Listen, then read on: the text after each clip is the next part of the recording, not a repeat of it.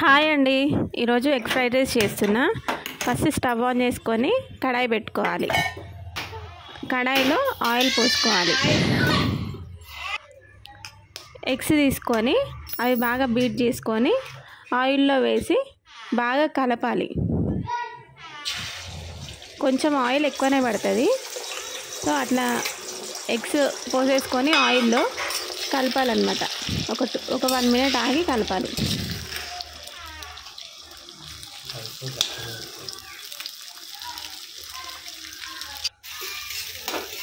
ఇట్లా మొత్తం మ్యాష్ చేసుకోవాలి ఎగ్స్ని.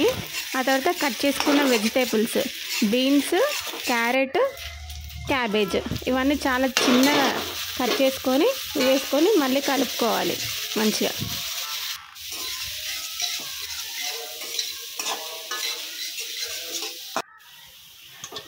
కలిపిన తర్వాత రైస్ని పొడి పొడిలాగా చేసుకొని రైస్ వేసుకొని మొత్తం కలిసేలాగా కలపాలి.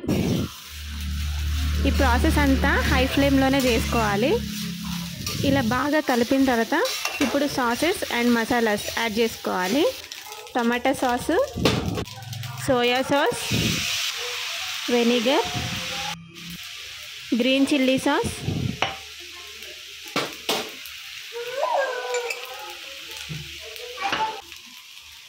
సాల్ట్, కారం,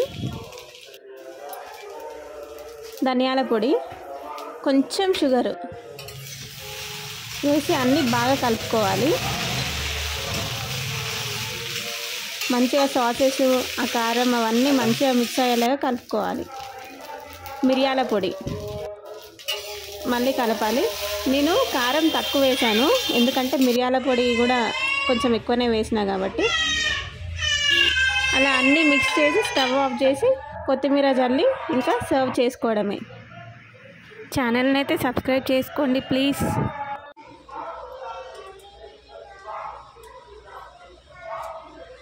హౌ ఇస్ ఇట్? సూపర్.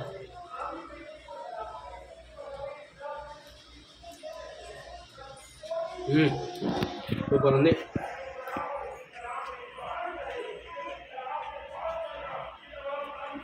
ఇంట్లో మంచిగా ఇంట్లో చేసి పెట్టచ్చు కదా, తింటా ఇంట్లో. అనవసరంగా బయట 100 రూపాయలు వేస్ట్. నీకు ఇంత మంచి టాలెంట్ ఉందని నాకు తెలియదు ఈరోజు. బాగుంది. నేను ఒక్కనే తింటా.